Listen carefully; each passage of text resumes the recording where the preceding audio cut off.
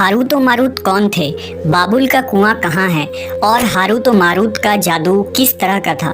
ये वो पुरअसरार सवालात हैं जिनके जवाब तो बहुत हैं और लिखने वालों ने भी बहुत कुछ लिखा है, लेकिन उन किस्से कहानियों में हकीकत को तलाश करना गहरे समुंदर से मोतियां निकालने के बराबर है। हारूत और मारूत के मुतालिक बुनियादी तौर पर दो तरह की रिवायतें मिलती हैं, एक वो जो कुरान और हदीस और ताबईन के अक़वाल में मौजूद है और दूसरी वो जो तौरेत और इंजील और इसराइली रिवायतों में आती है, जबकि उन इसराइली रिवायतों को बेशतर उलमा और मुवर्रिखीन ने तायद की है। इस वीडियो में हम उन दोनों तरह की रिवायतों और वाक़यात को मुकम्मल पेश करेंगे।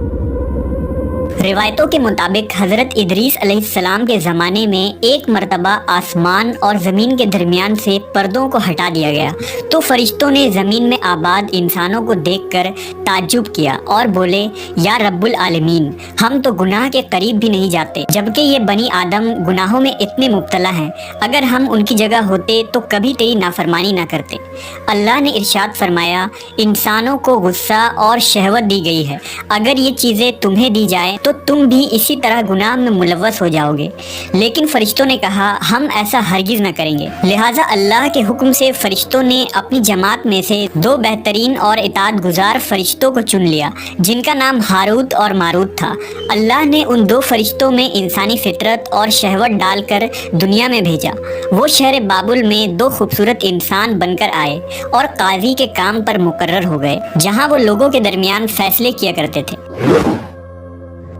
एक दिन उनके पास एक औरत अपना मुकदमा लेकर आई और कहा कि उसका शौहर उसे बहुत परेशान करता है। हारूत और मारूत ने जब उस औरत को देखा तो वो उसकी खूबसूरती और हुस्न से मरऊब हो गए और उस पर आशिक हो गए। उन्होंने उस औरत से जिना की ख्वाहिश की तो औरत ने उनसे कहा, तुम्हारी ये ख्वाहिश मैं तभी पूरी करूंगी जब तुम बुत की पूजा करो, शराब पियो या मेरे खाविंद को कत्ल कर दो। हारूत और मारूत ने शराब नोशी को छोटा गुनाह समझकर पी लिया और नशे की मस्ती में दो और कबीरा गुनाह कर बैठे। उस औरत ने उनसे आसमान पर चढ़ने का अमल भी सीख लिया, जिसके जरिया वो आसमान पर जाते थे। जब औरत इस अमल के जरिया आसमान पर गई तो अल्लाह के हुक्म से उसे सितारे की शक्ल में मस्ख कर दिया गया। चूंकि उस औरत का नाम ज़ोहरा था, इसलिए वो सैयारा ज़ोहरा कहलाया, जिसे आज वीनस कहते हैं। इस गुनाह की वजह से हारूत और मारूत खुद वो इसमें आज़म भूल गए, जिसे पढ़कर वो आसमान पर जाते थे और बतौर सज़ा उन्हें बाबुल के एक कुएं में उल्टा लटका दिया गया, जहां वो ता क़यामत यूं ही कैद रहेंगे।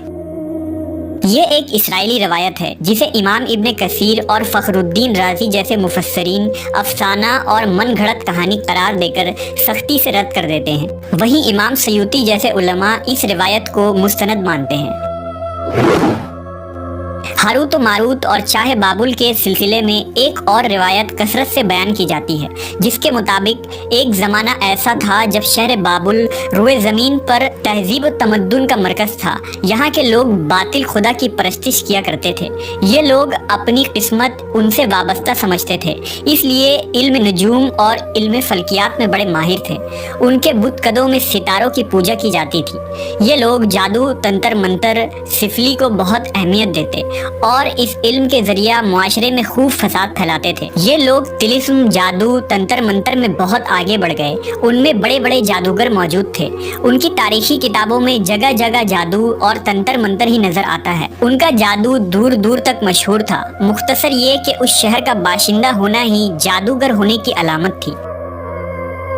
जब हज़रत सुलेमान अलैहिस्सलाम की हुकूमत आई तो आपने उन लोगों को इस शिरकिया अमल से रोका और उनकी सहर और जादू की किताबों को एक जगह जमा करके अपनी अजीम कुर्सी के नीचे दफन कर दिया, ताकि इस फितना अंगेज इल्म का जड़ से खात्मा हो जाए। जब सुलेमान अलैहिस्सलाम की वफ़ात हुई तो शैतान ने उन किताबों को दोबारा खोद कर निकाला और लोगों से कहा कि सुलेमान पैगम्बर नहीं था, बल्कि उन किताबों के जरिए हुकूमत किया करता था। लिहाजा हवा में उड़ना, जिन्नात पर काबू और सुलेमान अलैहिस्सलाम के गैर मामूली मुआजिज़ात दरअसल जादू और सिफली का अमल था। बनी इसराइल ने उसकी पैरवी की और उन किताबों को पढ़ना शुरू कर दिया। लिहाजा दोबारा ये शर अंगेज इल्म इस कौम में सुरायत कर गई। अल्लाह ने सुलेमान अलैहिस्सलाम पर लगाए गए इल्ज़ाम और तुहमत की नफ़ी करते हुए सूरह बकरा में फरमाया है, اور انہوں نے اس چیز کی پیروی کی جو شیطان سلیمان کی بادشاہت کے وقت پڑھتے تھے، اور سلیمان نے کفر نہیں کیا تھا لیکن شیطانوں نے ہی کفر کیا۔ لوگوں کو جادو سکھاتے تھے، اور اس چیز کی بھی جو شہر بابل میں ہاروت و ماروت دو فرشتوں پر اتارا گیا تھا، اور وہ کسی کو نہ سکھاتے تھے جب تک یہ نہ کہہ دیتے کہ ہم تو صرف آزمائش کے لیے ہیں، تو کافر نہ بن۔ لہذا جب یہ سحر کا علم بابل میں عام ہو گیا اور لوگوں کی تکلیف اور پریشانی کا باعث بن گیا، تو اللہ نے دو فرشتوں کو انسانی صورت میں مامور کیا کہ وہ جادو کے عوامل اور اسے باطل کرنے کا طریقہ لوگوں کو سکھائیں تاکہ وہ جادوگروں کے فساد اور شر سے محفوظ رہ سکے۔ لیکن یہ تعلیمات غلط مقصد کے لیے بھی استعمال ہو سکتی تھی۔ حالانکہ وہ فرشتے لوگوں کو تنبیہ کرتے تھے اور ان کے لیے صراحتاً کہتے تھے کہ یہ تمہارے لیے ایک طرح کی آزمائش ہے، لیکن پھر بھی وہ لوگ ایسے کاموں میں پڑ گئے جو انسانوں کے لیے ضرر اور نقصان کا باعث تھا۔ بعض عربی داستانوں میں اس کنویں کا ذکر بھی ملتا ہے جہاں کئی لوگ پہنچے اور ہاروت و ماروت سے ملاقات کر کے جادو کا علم بھی سیکھا، جبکہ بعض مورخین کا کہنا ہے کہ عراق کے شہر حلہ کے قریب ایک کھنڈر میں موجود قدیم کنواں ہے جہاں سے بابل کی سرحد شروع ہوتی تھی۔ یہ اس کنویں کو ہی چاہے بابل قرار دیتے ہیں۔ بہرحال اس واقعے سے یہ سبق ملتا ہے کہ سفلی اور جادو ایک شرکیہ عمل ہے، مگر یہ کہ اس کا استعمال فساد اور شر پسندی کے خاتمے کے لیے کیا جائے۔